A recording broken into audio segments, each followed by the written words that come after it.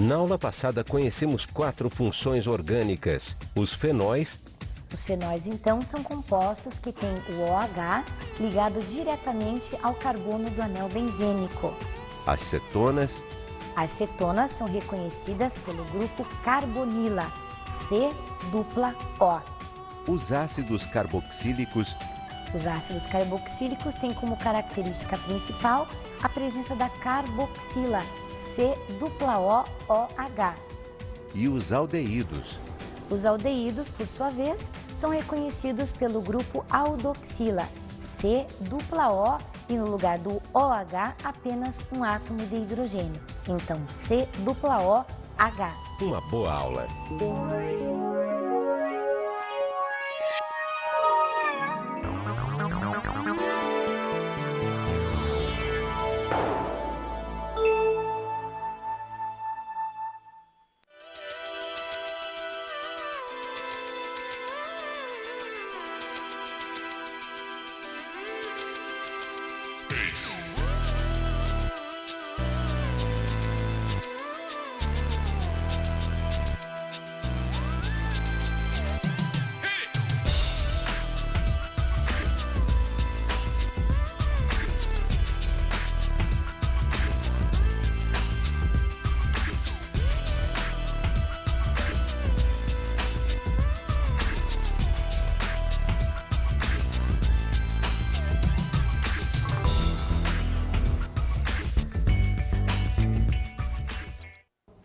Olá pessoal, tudo bem? E você, Chico, tá tudo jóia? Tudo bem, Tânia? Tudo bem. Então hoje, pessoal, nós vamos dar continuidade ao estudo das funções orgânicas. O tema da nossa aula de hoje será sais orgânicos, anidridos, éster e cloretos de ácido. Então hoje você viu aí no nosso clipe a imagem, né, de abelhas que produzem a cera.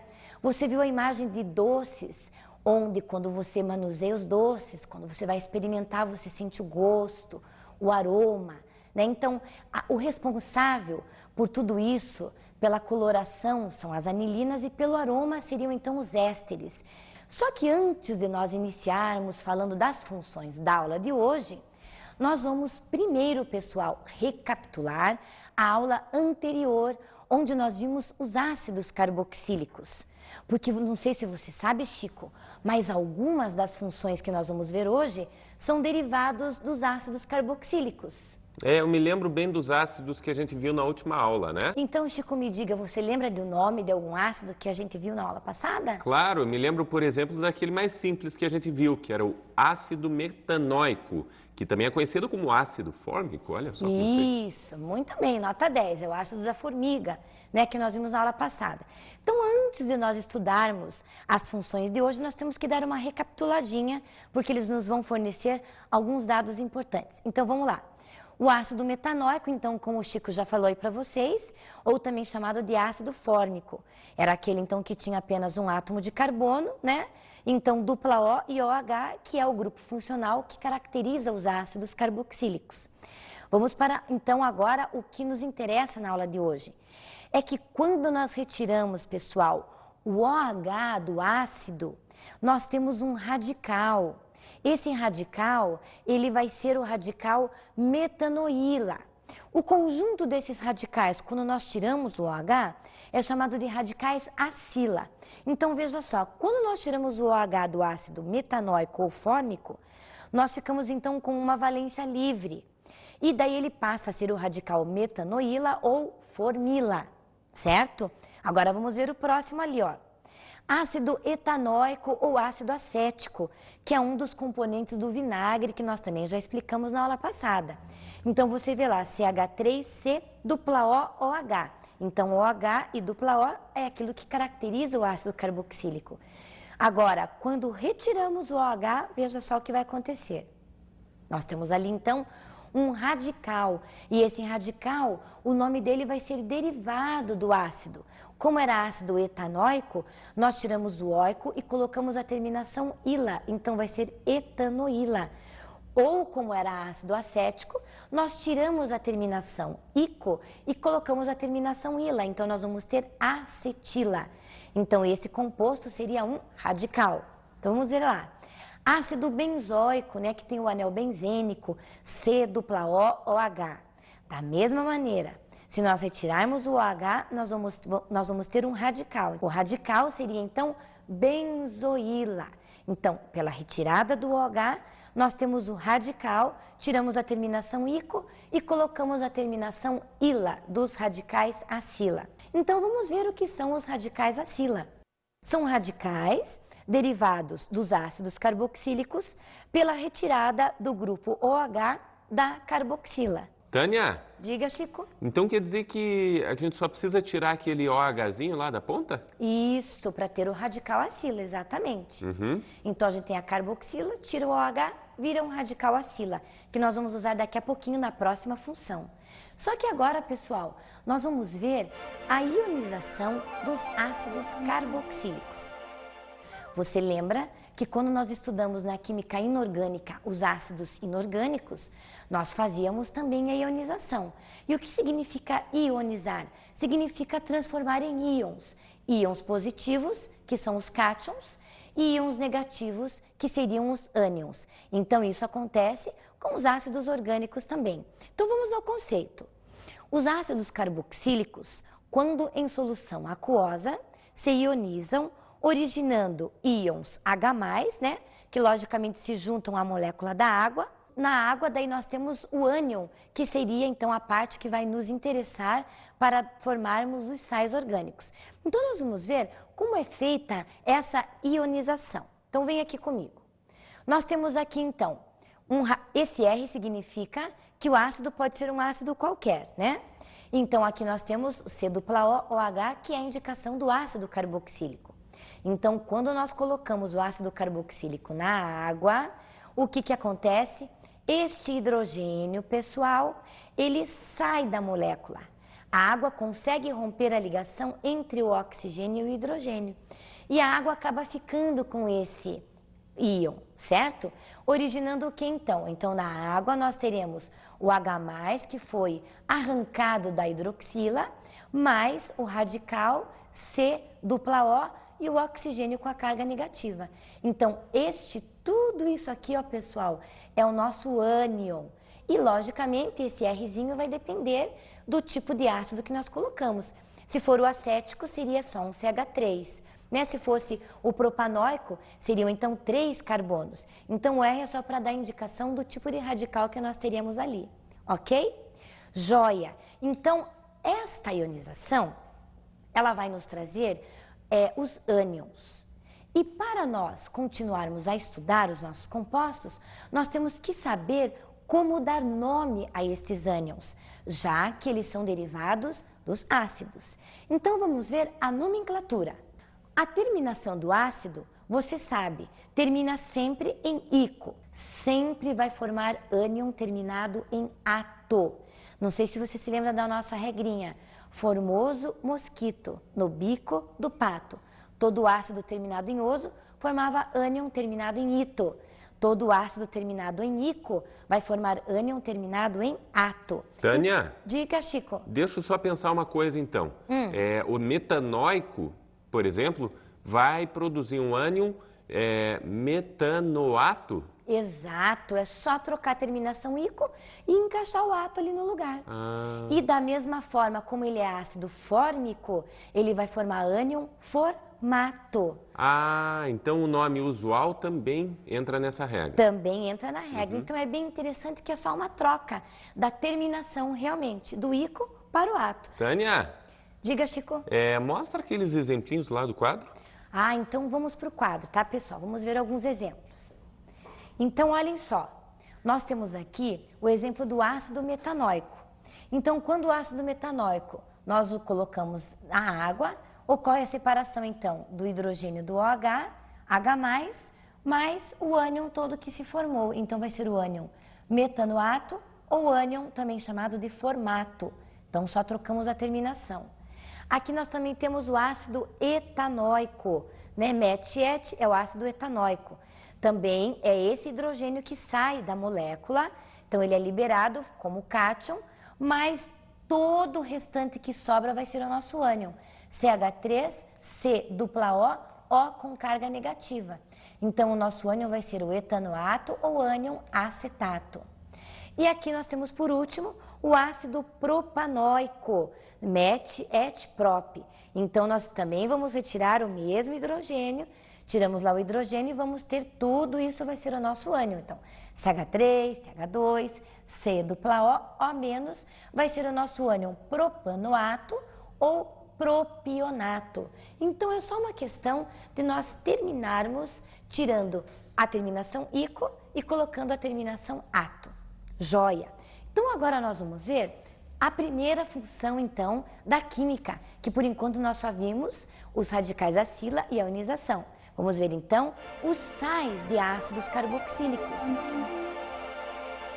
Porque os sais de ácidos carboxílicos, como o próprio nome já está dizendo, são sais derivados dos ácidos carboxílicos. São os sais orgânicos, né, da química orgânica. São compostos derivados dos ácidos carboxílicos pela substituição do átomo de hidrogênio da carboxila por cátion. Em geral, vai ser sempre um metal. Então, vamos ao exemplo aqui, ó. Então, nós temos aqui o etanoato de sódio, ou também podemos dar o nome de acetato de sódio. Então, veja, pessoal, nós temos que lembrar uma coisa bem importante aqui. Quando nós montávamos, quando nós fazíamos a fórmula dos sais, você se lembra que nós tínhamos que ter a parte positiva, que era o cátion, e a parte negativa, que era o ânion. Você se lembra dos sais inorgânicos? Para nós montarmos a fórmula dos sais orgânicos, vale a mesma regra.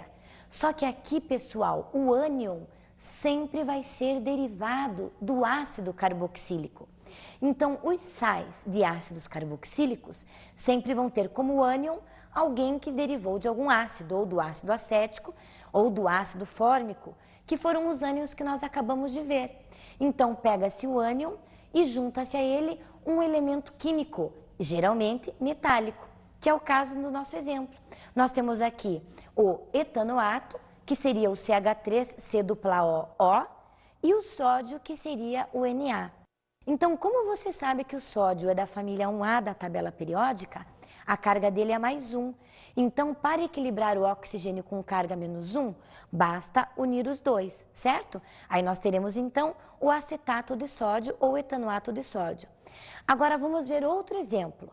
Para fazermos, por exemplo, o etanoato de magnésio ou acetato de magnésio. Aí, pessoal, nós vamos precisar 2 vezes do ânion etanoato. Por quê? Porque o ânion etanoato tem uma carga apenas negativa. E o magnésio é da família 2A da tabela periódica. Então, para equilibrarmos o magnésio, ele precisa doar aqueles 2 elétrons que ele tem. Então, ele precisa de 2 ânions para poder compensar a sua carga mais 2. Por isso que para o etanoato de magnésio, nós precisamos de 2 ânions para poder deixar essa molécula eletricamente neutra. Certo? Ah, quer dizer então que dependendo da valência aí desse cátion, a gente vai precisar de um ou mais radicais, é isso? Exatamente. Se for, por exemplo, da família 2A, que a carga é mais 2, nós vamos precisar de 2 ânions. Se for da família 1A, que tem carga mais 1, nós vamos precisar apenas de 1 ânion. Diga, Chico. E se a gente pegar e tiver, por exemplo, porque agora você pegou 2 radicais ali que são iguais, né? Isso. E se eles fossem diferentes, um fosse etanoato e outro fosse metilato? Ah, não, aí já não pode ser, aí não é sal orgânico. Ah, tá? é? Porque o sal tem que ser pela repetição da mesma estrutura, do mesmo ânion, tá bom? Tá bom. Senão daí nós não teríamos um composto, o sal orgânico, aí teríamos outra coisa ali, tá? Um composto que você talvez tenha inventado aí. Acabei Legal, né? Uhum. Então, esse seria então o etanoato de magnésio, ok? Então, vamos ver para que servem então os sais orgânicos. Então, os sais orgânicos são compostos iônicos, né? Geralmente são sólidos e possuem alto ponto de ebulição. Então, para você poder transformar esse sal, passar ele do estado líquido para o estado gasoso, precisa se fornecer muita energia. Então, alto ponto de fusão e ebulição. Eles são solúveis em água e eles são usados na obtenção de outros produtos, né? Dentro da indústria química. Muito bem, então nós já vimos a primeira função, que são os sais orgânicos, e nós agora vamos para um breve intervalo e voltamos daqui a pouquinho. Então, até já!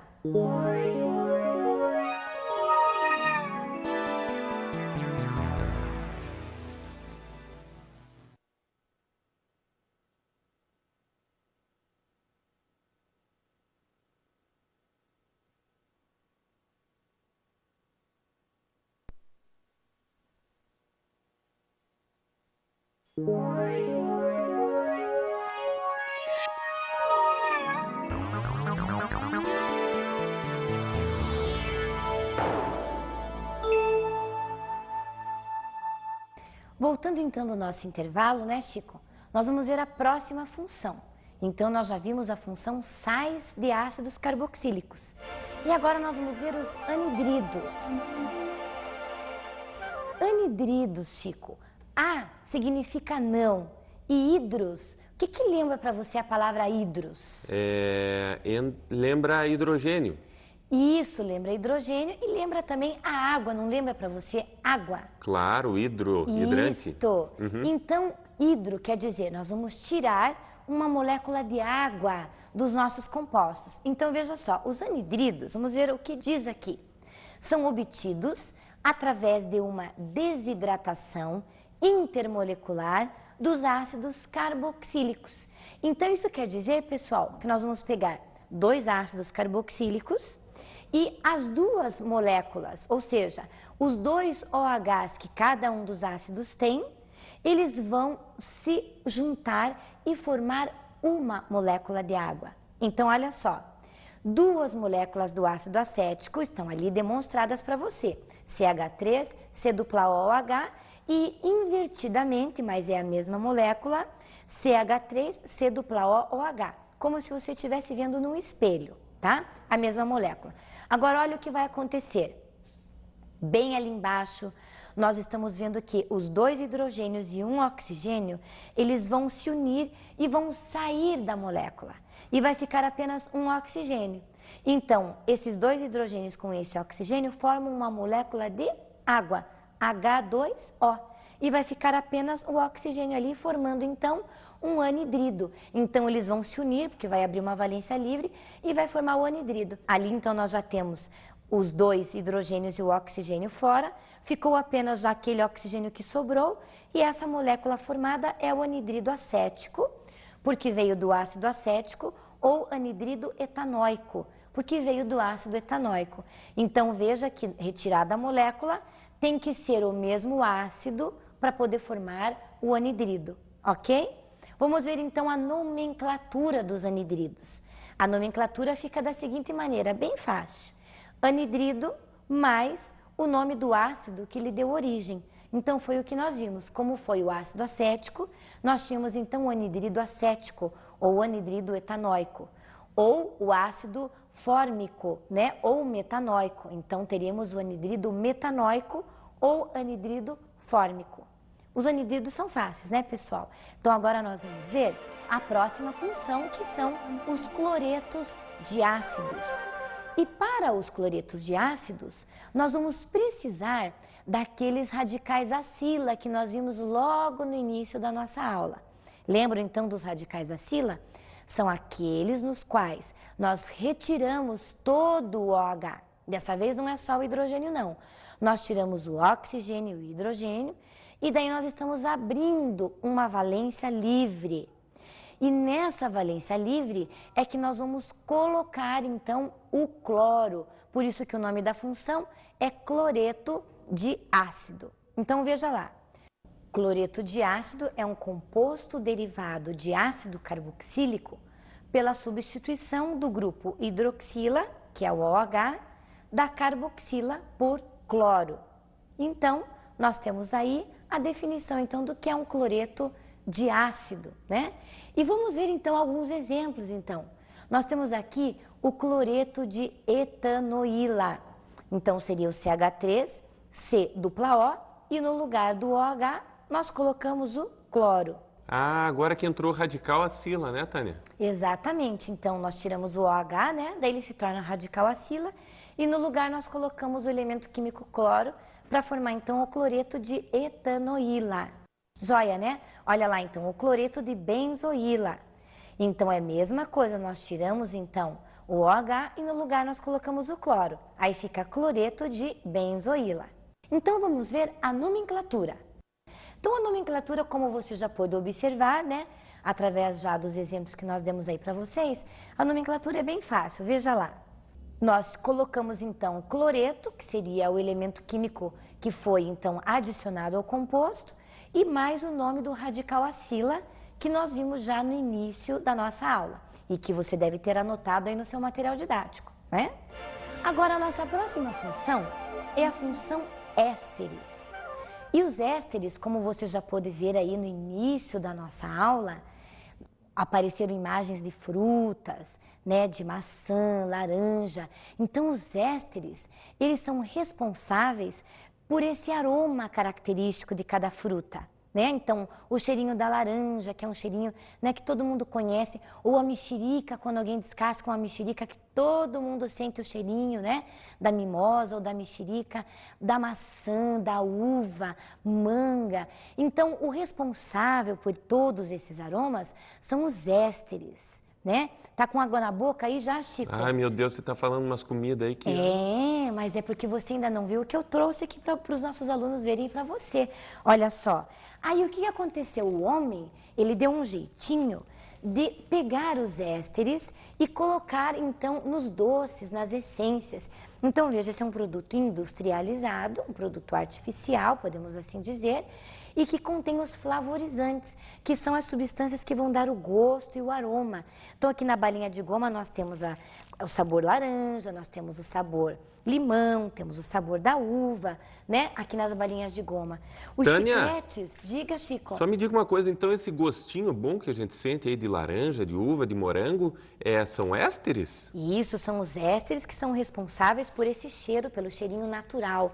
E os flavorizantes daí tentam imitar, porque às vezes o cheiro, né, que é um composto químico, ele é uma cadeia muito complexa, então os flavorizantes eles imitam esse cheiro. Certo? Ó, dos chicletes. Aí nós temos também aqui, ó, Chico, os sucos que a gente gosta de tomar em casa, né? Suco de morango, suco de abacaxi, suquinho de laranja. Então, todos esses produtos aqui, esses cheirinhos são artificiais e são devidos aos ésteres. Mas peraí, Chico, agora não, que nós estamos ainda assistindo a aula, calma lá. Calma lá, depois eu vou dar uma para você experimentar. No final, né? É, só no final da nossa aula. Uhum. Bom, então vejam só, gelatina, iogurte e outros compostos, todos eles então contêm flavorizantes que são substâncias derivadas então dos ésteres. Mas agora nós vamos ao conceito químico do que são ésteres. Então, venham aqui comigo, olha lá. Ésteres orgânicos são compostos obtidos a partir do ácido carboxílico, em que acontece a substituição do hidrogênio do grupo OH por um radical orgânico. Então, os ésteres são obtidos desta maneira aqui. Então, nós temos lá um ácido carboxílico, porque os ésteres são derivados dos ácidos carboxílicos, e nós retiramos apenas o hidrogênio. E no lugar do hidrogênio, nós vamos colocar um outro radical. Lembra-se dos radicais alcoíla que nós vimos nas aulas anteriores, quando nós estudamos os hidrocarbonetos. Radical metil, etil, N-propil, isopropil. Lembra-se? Então nós vamos colocar, então o R' seria um outro radical. Tânia, Diga, Chico. só para eu entender, será que você mostra os exemplinhos e como fica isso? Ah, sim. Então vamos até o quadro ver alguns exemplos. Então vamos lá. Bom, então nós temos aqui um ânion, certo? Era um ânion, CH3, C dupla O, e no lugar do hidrogênio nós colocamos um radical. Esse radical aqui é o isobutil, lembra-se do isobutil? Então o nome desse composto vai ser MET-ET, vai ser o etanoato de isobutil. Então é a junção do ânion, do ácido carboxílico e de um radical. O etanoato de isobutil é o aroma do morango. Agora vamos ver aqui embaixo, ó. Aqui nós temos MET, ET, PROP, BUT. Aí nós temos então o butanoato, que seria todo esse complexo aqui, butanoato, e mais esse radical linear que nós estamos vendo aqui, que é o N-butil. Então o nome do composto vai ser butanoato de N-butil. E esse aqui é a essência de damasco, né? Então cada essência tem a sua fórmula especificamente. Joia! Então agora, Chico, nós vamos ver então a nomenclatura, porque a nomenclatura é muito importante. Então os alunos já vão anotando lá. Então vamos ver lá. Na nomenclatura nós devemos trocar o ico do ácido de origem por ato, né? Mais o radical ligado ao oxigênio. Então vamos ver os exemplos que nós temos aqui, ó. Etanoato de metil, ou também chamado de acetato de metil. Então nós temos ali o grupamento etanoato, que é o ânion, derivado do ácido carboxílico, e mais o metil ali, que seria o radical. Vamos ver se temos mais um exemplo? Olha lá, ó, propanoato de fenil ou propionato de fenil. Então nós temos ali CH3, CH2, C dupla O, O, que seria o propionato ou propanoato. E o fenil seria então o radical que está ligado ali ao oxigênio, formando então o nosso éster. Agora, nós vamos falar um pouquinho sobre os usos dessas essências, né? Então, como nós acabamos de dar alguns exemplos ali para vocês, nós temos as essências das frutas, né? Essência de morango, essência de damasco, essência de abacaxi. Então, os ésteres são produtos derivados das frutas, né? Então, que nós utilizamos, nós pegamos essas essências e condensamos, extraímos da fruta para depois adicionar aos produtos que nós queremos dar o sabor e o aroma, certo? E dos ésteres também nós tiramos os lipídios. Os lipídios são também gorduras, gorduras simplificadas que nós também utilizamos no nosso cotidiano. E temos também as ceras, né? Com as ceras nós utilizamos para fazer N produtos, por exemplo, a cera de abelha, né? A cera da carnaúba, a cera espermacete. A cera espermacete ela vem do esperma da baleia azul. Então todos esses produtos são ésteres que são largamente utilizados na indústria, ok? Muito bem, então o nosso assunto de hoje termina por aqui, né? Agora eu e o Chico nós vamos provar as nossas balinhas e nós voltamos então na próxima aula, ok? Então um abraço para vocês. Tânia! Diga, Chico. Antes de a gente comer a balinha, tem as dicas de estudo? É mesmo, eu estava com tanta vontade de chupar as balinhas que até esqueci das nossas dicas de estudo. Então vamos a ela, vamos às nossas dicas de estudo.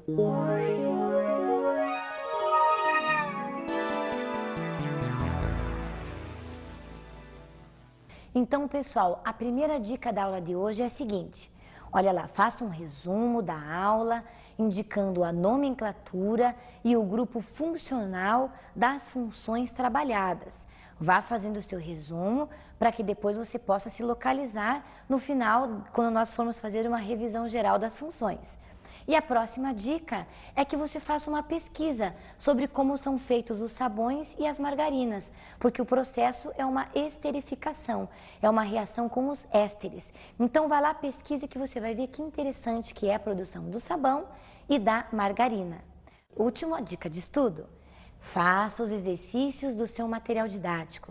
Então, faça os testes aí do seu material didático, porque você sabe, né, pessoal? É só exercitando que a gente aprende. Então, agora nós vamos às balinhas lá, tá joia? Então, tchau, Chico, até a próxima aula, ok? Tchau, tchau, Tânia. Tchau, pessoal, até a próxima aula.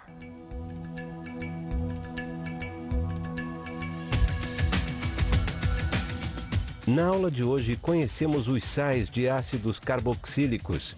Então, hoje nós vimos que os sais são formados por um cátion e por um ânion, sendo que o ânion sempre vai ser derivado do ácido carboxílico. E o cátion pode ser qualquer metal, sódio, magnésio, cálcio, né, estrôncio e etc. Estudamos os anidridos e os cloretos de ácidos. Então, nós vimos que os anidridos são substâncias que provêm da união de dois ácidos carboxílicos pela retirada de uma molécula de água. E os cloretos de ácidos também são substâncias onde nós retiramos o OH inteiro, né, fica apenas o radical acila, e no lugar do OH nós colocamos o cloro para obtermos então os cloretos de ácidos. E analisamos os ésteres. Nós vimos que os ésteres são as essências de frutas. E nós obtemos os ésteres através da retirada do hidrogênio da hidroxila e no lugar nós colocamos um radical, metil, etil, um radical alcoíla, como nós já vimos nas aulas anteriores. Até a próxima aula.